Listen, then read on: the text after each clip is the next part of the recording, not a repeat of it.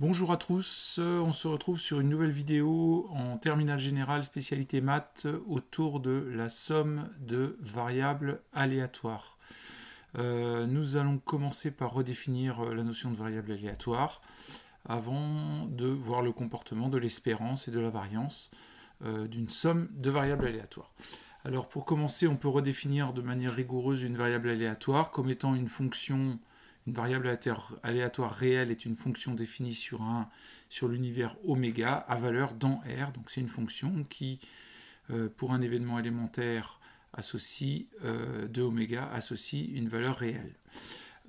Exemple, on lance une pièce de monnaie. Au départ, on a un univers sur cette pièce de monnaie. On suppose que cette pièce est équilibrée. On a un univers. Cet univers, c'est pile ou face. Eh bien, on a x de pile égale 5, x de face égale 2. Donc x peut donc prendre les valeurs 5 et 2. On note souvent x de oméga. L'ensemble image de oméga est égal à 2, 5. Voilà.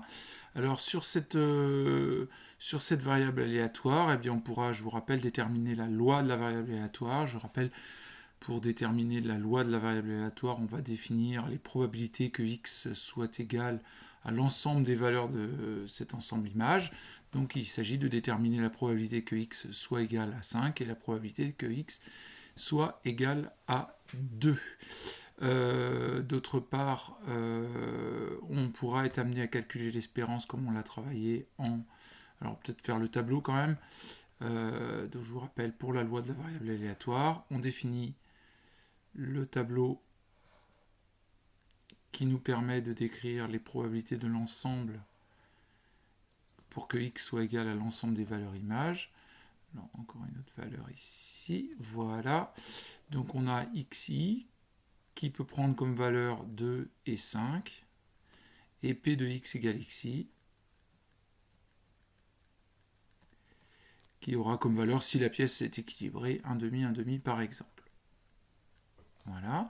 Et donc l'espérance de x, c'est la somme, je vous le rappelle, pour xi appartenant à x de oméga, de p de xi multiplié par p de x égale xi. Voilà, alors ça s'écrit plus simplement dans cet exemple, 2 multiplié par 1,5 plus 5 multiplié par 1,5, c'est-à-dire 7,5. Voilà dans notre exemple. Alors bien avoir en tête cette définition puisqu'on va l'utiliser tout au long du chapitre. Alors regardons maintenant à quoi correspond la notion de somme de variables aléatoires. Donc si on considère x et y deux variables aléatoires définies sur l'univers d'une expérience aléatoire, x prend les valeurs x1 jusqu'à xn, y prend les valeurs y1 jusqu'à yn, avec jusqu'à ym, avec n et m des entiers naturels non nuls. Alors définition, la variable aléatoire x plus y prend toutes les valeurs possibles, xi plus yi, où i va de 1 à n et j va de 1 à m. Alors définir la loi de probabilité de cette variable x plus y, eh bien on va prendre toutes les valeurs prises xi plus yi, c'est-à-dire déterminer pour toutes les valeurs w prises par x plus y, p de x plus y égale w. Et cette probabilité correspond à la somme de toutes les probabilités, p probabilité de x égale xi inter y égale yj, ou xi plus yj égale w. On pourrait le résumer comme ça, p de x plus y, p de x plus y égale w.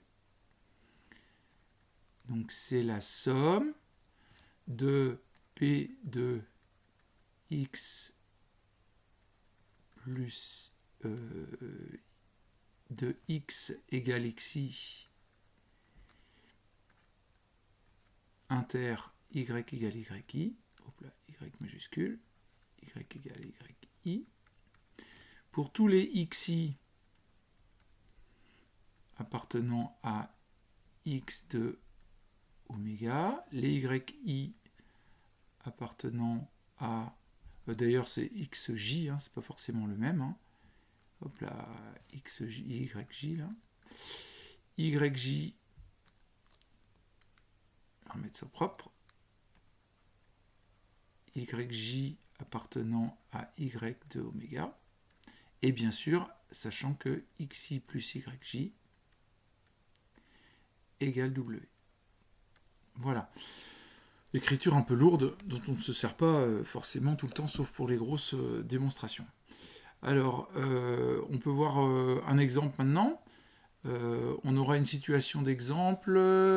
Donc, en période de réglage de ces machines, le contrôleur qualité d'une usine effectue de nombreux prélèvements dans une production et relève pour chaque pièce s'il y a un défaut A ou un défaut B ou et un défaut B. Compte tenu du grand nombre de pièces, on peut considérer que c'est assimilé à des probabilités. On a le tableau ici.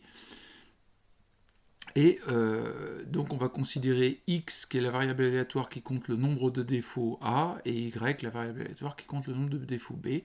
Et on va considérer la variable aléatoire somme qui correspond à x et y, c'est-à-dire le nombre total de défauts. On voit dans ce tableau les différentes lois. Hein. Dans ce sens-là, pour y, il peut y avoir 0, 1 ou 2 défauts. Pour x, 0 ou 1 défaut. Et donc, on a les lois qui apparaissent en bout de ligne, avec ici la loi de x et ici la loi de y. Voilà. Alors, si on veut maintenant définir la loi de la variable s, il faut définir ici en rouge. On peut avoir combien, on a la somme qui apparaît en rouge ici. Donc, quels sont les résultats possibles? On peut dire que S de oméga, ici, ce sera égal à, on aura quoi comme résultat possible? On aura 0, 1, 2 et 3. Voilà. Donc ça veut dire qu'il faut calculer les différentes probabilités. P de S égale 0, on regarde dans le tableau, on a 0,07 ici, il n'y a que là. P de S égale 1, attention, on a bien deux endroits. Donc soit 0x et un défaut y, ou un défaut x et 0 défaut y. Donc il faut additionner ces deux probabilités, comme on l'a vu dans la définition tout à l'heure. P de x égale 2, même chose, on a deux situations comme ça. Voilà. Et P de x égale 3, on a juste le 0,23. Donc voilà, pour comprendre ce que c'est que cette notion de variable aléatoire somme, qui finalement est assez intuitive. Donc maintenant, on va pouvoir voir les propriétés autour de ces variables aléatoires. Alors tout d'abord, on va commencer par la variable aléatoire, par exemple AX, mais on va généraliser dans les démonstrations. A étant un nombre réel différent de 0, la variable aléatoire AX prend toutes les valeurs possibles AXI pour I allant de 1 à N. La loi de probabilité de AX, eh bien ça correspond à quoi? Pour toutes les valeurs W prises par AX, ça correspond à calculer P de AX égale W, qui est la somme des probabilités pour laquelle P de X égale XI, la somme des probabilités P de X égale XI, pour lesquelles, il y a une erreur de mise en page là, AXI égale W. Prenons un exemple, par exemple, si on lance un dé équilibré à 6 faces, 1, 2, 3, 4, 5, 6, X est la variable aléatoire qui donne le nombre obtenu. Y, c'est la variable aléatoire qui donne le double du numéro obtenu. Donc on a Y égale 2x. Et bien par exemple, si je cherche P de X égale P de Y égale 6, par exemple, égale 6, ce qui correspond à la probabilité pour que X, donc 2x, soit égal à 6, qui nous ramène à la probabilité pour que X soit égal à 3. Voilà, alors maintenant on va voir la notion de propriété de linéarité de l'espérance. Plus généralement, on va commencer par cette propriété-là, puisque qui est plus admise et plus trop travaillée en première. Et plus généralement, on peut même dire que E de AX plus B, hop là, plus B est égal à A fois E de X plus B comme ceci. Je vous propose peut-être, on va passer à la démonstration tout de suite. Et avant ça, on peut dire tout de suite que ça, c'est une propriété qui est admise en terminale.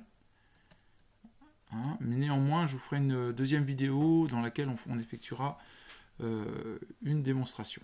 Alors voyons d'abord, avant de voir l'exemple, la démonstration. Je vous rappelle que si on considère x une variable aléatoire, e de ax plus b, c'est la somme des axi plus b multiplié, pondéré par p de x égale xi.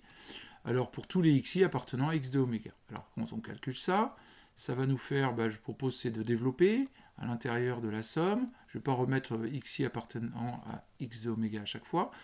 Donc ce sera la même chose à chaque fois. Donc ça nous fait axi fois p de x égale xi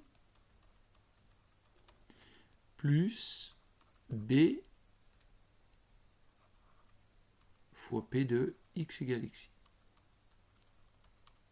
Voilà. Donc maintenant qu'on a notre somme comme ça, eh bien on va pouvoir réorganiser la somme différemment en mettant tous ces termes-là ensemble, puis tous les deuxièmes termes ensemble. On obtient la somme des axi p de x égale xi. Je réorganise différemment, plus la somme des b p de x égale xi. Voilà, et puis maintenant comme j'ai un facteur a en commun partout, je vais pouvoir le sortir de la somme. Ça fait a multiplié par la somme des xi p de x égale xi. Hop là, p de x égale xi. Et puis ici pareil pour b, b multiplié par la somme des p de x égale xi. Voilà. Alors ici on retrouve, ici on va retrouver la définition de e de x. Et ici, pour une variable aléatoire donnée, la somme de tout pour tous les xi appartenant à x de oméga de p de x égale xi, ça va nous donner 1. Voilà, donc au final, on obtient a multiplié par e de x plus b. C'est assez intuitif. Si on multiplie toutes les valeurs par un certain nombre, l'espérance de la variable aléatoire va être multipliée. Imaginons que je loue des bateaux, le nombre de bateaux loués, ça me donne 3,5. Si je gagne 100 € par bateau loué, on peut espérer, si je peux espérer louer 3,5 bateaux par jour, je peux espérer gagner 3,5 fois 100 bateaux par jour. Et puis si j'ai des charges, imaginons pour mes locations, j'ai 1000 € par mois, il faudra les ajouter à l'espérance ou les retrancher dans ce cas-là. Donc en additionnant une constante, on l'additionne dans l'espérance aussi. Donc voilà pour cette première propriété. Voyons un exemple maintenant. Alors reprenons l'exemple des variables x et y qui ont été données ici, avec les contrôles qualité. Je vous rappelle, on additionne la somme des p de x égale xi fois xi. Donc là, dans notre premier cas de x, il avait comme valeur 0 et 1. Donc on obtient 0,58. Pour y, il y avait 0, 1 et 2 comme yi. Et donc on obtient 1,18. Alors si on calcule l'espérance de x plus l'espérance de y, on obtient 1,76. Et si on reprend l'exemple dans l'autre sens, on a l'espérance de x plus y, ce sera, donc là on reprend le tableau de la loi de la variable aléatoire s, et donc 0 multiplié par 0,07, etc. Et on obtient 1,76. On constate donc, et ça c'est la deuxième propriété qu'on va admettre, c'est que e de x plus y est égal à e de x plus e de y. Je vous rappelle, on verra la démonstration qui n'est pas exigible en terminale lors d'une deuxième vidéo. Voilà, alors du coup, tout naturellement, donc si vous avez ces deux propriétés sur l'espérance, et tout naturellement, on a envie de se dire, oui, mais du coup, ça fait quoi avec la variance? Et donc, c'est l'objet du deuxième travail, mais pour cela, on va avoir besoin de rappeler ce que signifie la notion d'indépendance. Alors, je vous rappelle, l'indépendance, où est-ce que je vais vous mettre ça? Par ici. Je vous rappelle, intuitivement, l'indépendance, c'est quelle est la probabilité de B sachant A. Dire que A et B sont indépendants, ce serait dire assez intuitivement que B n'est pas influencé par la réalisation ou pas de A. Donc on peut dire que ça, c'est égal à P de B. Mais si on regarde, je vais écrire A, B indépendant.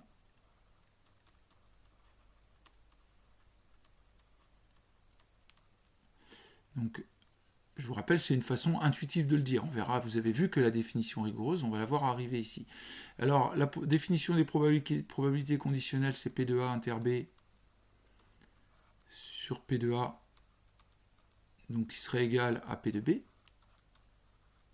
Ce qui revient nous dire, en faisant un produit en croix, P de A inter B est égal à P de A fois P de B. Alors voyons ce que ça donne pour une variable aléatoire. On effectue successivement deux épreuves aléatoires indépendantes l'une de l'autre. Ainsi, l'issue de la première épreuve n'influence pas l'issue de la seconde. On note x, la variable aléatoire qui donne le résultat de la première épreuve, et y, la variable aléatoire qui donne le résultat de la deuxième épreuve. On dit que les variables aléatoires x et y sont indépendantes. Conséquence, eh bien on aura, si on considère les événements x égale xi, y égale yj, eh bien on a l'indépendance de ces deux, de chacun des événements élémentaires. Donc la probabilité de x égale xi inter y égale yj est égale à la probabilité de x égale xi multipliée par la probabilité de y égale yj. Alors prenons un exemple. Alors l'exemple, on va le voir tout de suite, puis on en viendra tout à l'heure. Démonstration. On lance successivement deux dés équilibrés, l'un à 4 faces numérotées de 1 à 4 et l'autre à 6 faces 0, 3, 3, 6, 6, 6. Voilà, x est la variable aléatoire qui donne le résultat obtenu pour le premier et y pour le deuxième. Alors, je vais sauter une page parce que j'ai les démos qui traînent par ici. Voilà. Alors dans cet exemple-là, puisque les deux variables aléatoires sont indépendantes, car les deux lancers de dés le sont aussi, ainsi, on aura P de x égale 1 inter y égale 3, ce sera directement le produit P de x égale 1 multiplié par P de y égale 3. P de x égale 1, c'est un quart. Pour le premier dé, on est en équiprobabilité. Et P de y égale 3, c'est un tiers. Donc on obtient la probabilité d'obtenir 1 au premier dé et 3 au deuxième dé est égale à 1/12. On a une indépendance des variables aléatoires. Alors, on va en venir aux deux résultats fondamentaux qui sont le pendant de ce qu'on a vu sur l'espérance, avec la notion de variance, linéarité de la variance, et c'est ce qu'on va regarder maintenant dans les démonstrations. Alors, pour la première démonstration, je vous propose de la généraliser, c'est de calculer V de AX plus B. Donc, si on regarde V de AX plus B, c'est quoi? C'est, je vous rappelle, pour la variance, c'est la somme des AXI plus B moins E de AX plus B. Donc je mesure les écarts entre les valeurs et l'espérance, je mets cet écart au carré et je le pondère par la probabilité que AX plus B soit égal à AXI plus B. Voilà la définition. Alors, on va tout de suite utiliser le résultat précédent qui nous dit que E de AX plus B, c'est AE de X plus B. Et on va changer ça. Et puis, voilà, on va faire les choses au fur et à mesure. Donc, on obtient la somme de... donc, toujours pour XI appartenant à grand X de oméga. Donc on obtient la somme de AXI plus B moins AE de X moins B, le tout au carré. Puis là on peut peut-être faire un petit truc, c'est que dire qu'on peut éliminer les B, ça revient à dire que A grand X est égal à AXI, c'est-à-dire que grand X égale XI. Voilà, les b vont sauter, donc là, qu'est-ce qu'on peut faire? On pourrait mettre a en facteur, mais comme c'est au carré, il va sortir et il va devenir a au carré. Voilà, on obtient la somme des a au carré, xi moins e de x au carré, multiplié par p de x égale xi. Voilà, et le a, il est en facteur de tous les termes de la somme. On obtient ainsi a au carré, somme des xi moins e de x au carré, les écarts à l'espérance de x, multiplié par p de x égale xi, pondéré par la probabilité p de x égale xi. Voilà, et on obtient ainsi a au carré v de x. Alors c'est pas trop étonnant le b qui disparaît en fait, si on regarde bien. Je ne sais pas si vous voyez sur la caméra, si on considère la variance, c'est une quantité qui vous indique la dispersion des valeurs. Mais le fait de tout décaler, eh bien, ça ne change pas la dispersion. Les valeurs restent dispersées de la même façon. Donc le fait de faire plus b, ça ne change pas la variance en fait. Par contre, le fait qu'on ait tout mis au carré, quand on multiplie toutes les valeurs par 3, eh bien, la variance elle va être multipliée par 9. Donc on a bien le a au carré ici. Alors du coup, quand on a envie de voir l'écart type, du coup on peut retrouver directement l'écart type de ax plus b. Je vous rappelle que l'écart type, c'est la racine carrée de la variance. L'écart type de ax plus b, du coup ça fera racine carrée de a au carré v de x. Et là, attention, racine de a au carré, eh bien ça ne fait pas forcément a, ça fait valeur absolue de a multiplié par l'écart type de x. Donc voilà, on retrouve ce résultat-là que vous avez ici, puis d'ailleurs vous allez pouvoir le marquer, le compléter. Oh je m'avance là, je m'emballe. Et ben voilà, je suis perdu. Ça y est, je reviens. Excusez-moi. Et donc on peut aussi rajouter v de variance de ax plus b est égal à a au carré fois la variance de b. Voilà. Alors, on va maintenant s'attaquer à la deuxième démonstration. V de x plus, la variance de x plus y serait égale à la variance de x plus la variance de y, dans le cas où x et y sont indépendants, vous l'avez vu dans l'activité 2. Alors, regardons ça ensemble. Pour cela, on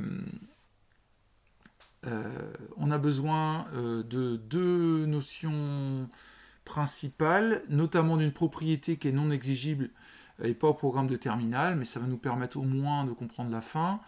On admet que x et y sont deux variables indépendantes, alors e de x fois y est égal à e de x fois e de y, propriété qui n'est pas exigible, mais dont on va pouvoir se servir facilement.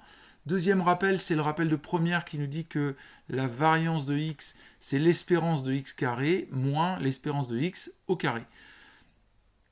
Et donc on va se servir de celle-là pour établir la variance de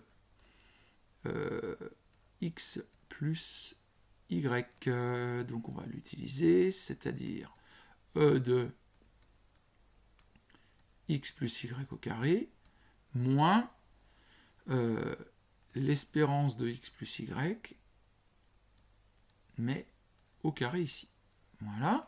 Alors on sait que l'espérance, d'après ce qu'on a dit tout à l'heure, l'espérance de x plus y, on a dit qu'elle était admise, est égale à e de x plus e de y. Voilà, donc on va pouvoir remplacer ici, si on va pouvoir développer, ça nous fait e de x au carré plus 2xy plus y au carré, moins, donc entre parenthèses, e de x plus e de y, on utilise la linéarité de l'espérance. E de y. Voilà, là on a à nouveau la linéarité de l'espérance à utiliser puisque on a une somme. Donc ça nous fait e de x au carré plus 2 fois e de xy plus e de y au carré. Hop là, attention, le carré est à l'intérieur. Moins, ici, je vais laisser la parenthèse, ça fait e de x, l'espérance de x qui elle est au carré, plus 2 fois l'espérance de x, l'espérance de y plus l'espérance de y, le tout au carré. Voilà. Alors on voit bien, on voit les choses commencer à arriver là. Ça nous fait un e de x carré, enfin je sais pas vous, si vous le voyez, je commence à me dire que ça sent bon. On a e de x carré et e de x au carré, là on va les mettre tout de suite de côté, on va être content. E de x au carré. Voilà, on peut faire pareil pour les y. E de y carré moins e de y au carré. Et puis il nous reste à traîner le plus 2e de xy moins 2e de x, e de y. Et c'est là qu'intervient l'indépendance. Vous voyez, on a besoin de cette indépendance pour cette formule. C'est que puisque les événements, les variables aléatoires sont indépendantes, eh bien j'en déduis que, or, ici, x et y sont indépendants.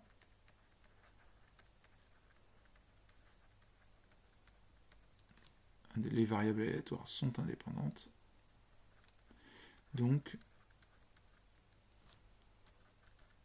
e de xy est égal à e de x fois e de y. Et qu'est-ce qu'on voit apparaître du coup? Simplification. On est bien content parce que ça nous amène finalement au résultat attendu, c'est-à-dire que dans le cas de deux variables aléatoires indépendantes, e de xy, alors ici c'est pas e de x du coup, qu'est-ce qu'on voit apparaître ici? La variance de x. Donc on a, voilà, et ici la variance de y. On obtient v de x plus v de y, et c'est gagné. Alors pour résumer, parce que finalement, qu'est-ce qu'on a le droit d'utiliser quand dans tout ça? D'abord, voilà, je vous propose un tout petit résumé ici. Ce qui est toujours vrai, c'est que l'espérance de ax plus b, c'est a fois l'espérance de x plus b. Ce qui est toujours vrai, c'est la variance de ax plus b, c'est a au carré fois v de x, fois la variance de x. Ce qui est toujours vrai aussi, mais que l'on a admis, c'est que l'espérance de x plus y, c'est l'espérance de x plus l'espérance de y. Là encore, voir nouvelle vidéo, prochaine vidéo. Et dans le cas d'indépendance des deux variables, eh bien on a e de xy égale à e de x fois e de y, et vous l'avez vu dans la démonstration dessus, eh bien v de x plus y est égal à v de x plus v de y. Et voilà, nous obtenons nos résultats de base qui vont nous servir pour la suite. Voilà, continuons. Alors on va appliquer ça à des situations connues. Maintenant, avec la notion de variable aléatoire. Alors, regardons ce qui se passe. Si on considère, je vous rappelle qu'on va s'attaquer aux variables aléatoires qui suivent une loi de Bernoulli. Je vous rappelle, une loi de Bernoulli, on disait que ça correspondait, l'épreuve de... le schéma de Bernoulli correspond à une succession d'épreuves de Bernoulli identiques et indépendantes, de n épreuves de Bernoulli identiques et indépendantes. Alors, on va pouvoir travailler directement. Je m'aperçois qu'il va me manquer... Il me manque un morceau là parce que... non, voilà. Donc, on note xi, la variable aléatoire qui prend la valeur 1 dans le cas d'un succès et 0 sinon. Donc là, si on regarde, donc c'est une épreuve de Bernoulli. Si on regarde l'espérance, ça nous donnera donc probabilité P, donc succès, donc 1 fois P, plus 0 fois 1 moins P. Voilà, fois la probabilité, donc on obtient finalement P. Voilà. Alors concernant la variance maintenant, eh bien on aura la somme des xi moins P fois P de x égale xi. Donc si xi égale 0, donc on aura moins P au carré, 0 moins P au carré, fois P de x égale 0, eh bien c'est 1 moins P, plus x égale 1, donc on aura 1 moins p, fois p de x égale 1, c'est-à-dire p. Voilà. Donc ça se factorise, ça, et on obtient donc, pardon, là c'est p au carré. Non, 1 moins p au carré ici. Voilà, donc on obtient p au carré 1 moins p plus 1 moins p au carré multiplié par p. Et donc on peut mettre p1 moins p en facteur. Hop là. P facteur de 1 moins p. Et il nous reste quoi là-dedans? Il me reste un p ici. Et il me reste plus 1 moins p. Voilà, les p s'éliminent. Il nous reste finalement p facteur de 1 moins p. Voilà.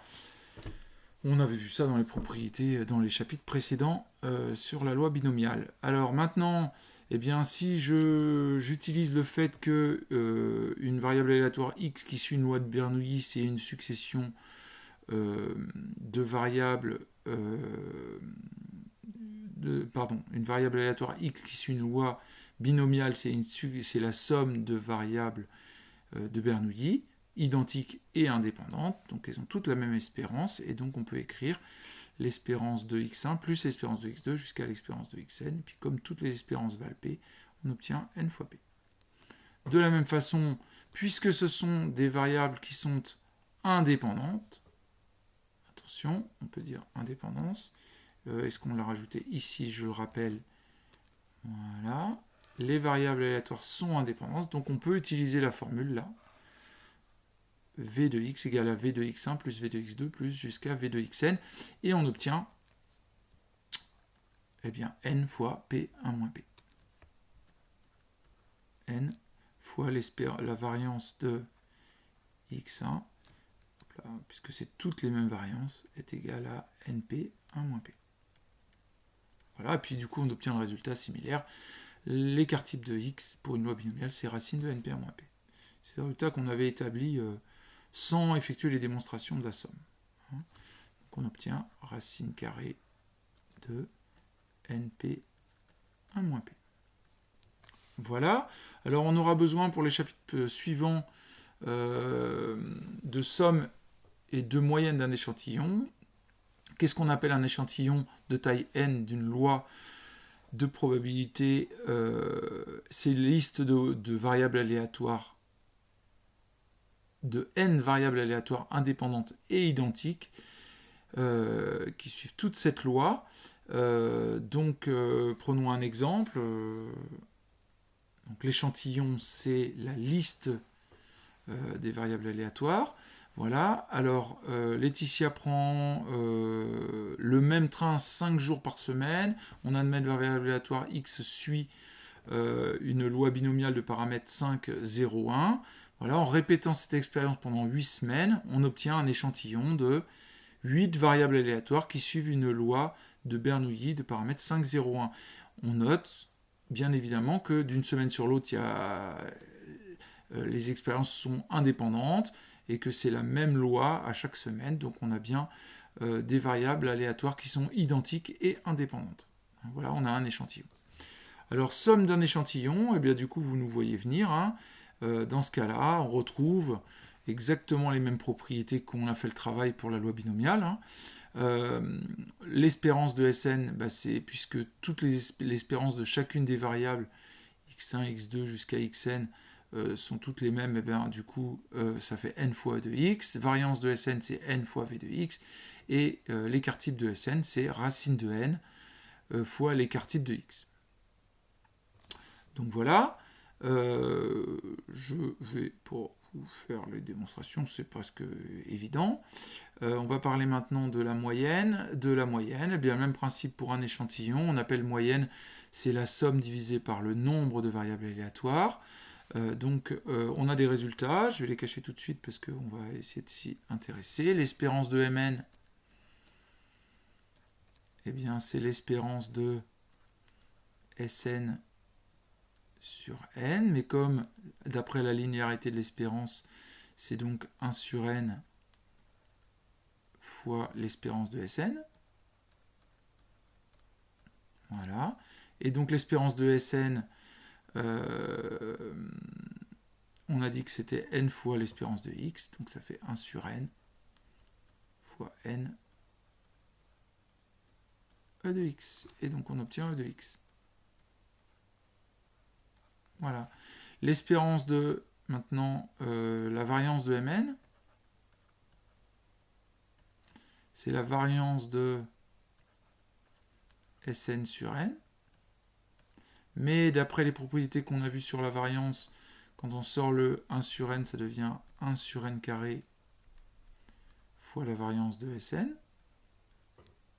Voilà. Mais comme ces épreuves sont indépendantes, et bien ce qu'on a vu au-dessus pour la somme, et bien s'applique à nouveau, on obtient n fois la variance de x. Donc ça nous fait 1 sur n carré multiplié par n fois la variance de x, ce qui nous donne bien la variance, en simplifiant par n, variance de x divisé par n. Voilà. Et puis finalement la formalité, l'écart type de Mn, eh bien c'est la racine carrée de v de x sur n, et donc c'est égal à, je détaille un tout petit peu, v de x, racine carrée de v de x sur racine carrée de n, ce qui nous donne sigma de x, l'écart type de x, sur racine carrée de n. Voilà. Donc ces résultats, ils viennent en préparation du chapitre suivant, du dernier chapitre sur les probabilités de l'année. Voilà, j'espère que cette vidéo vous aura permis de clarifier la situation. Donc vous aurez compris l'importance de l'indépendance pour la variance en particulier. Et on applique ça très rapidement dans les exercices. Je vérifie, mais c'est bien, j'ai tout dit. Prochaine vidéo, démonstration que l'on n'a pas pu aborder ici, qui ne sont pas au programme. Je vous remercie de votre attention. Au revoir.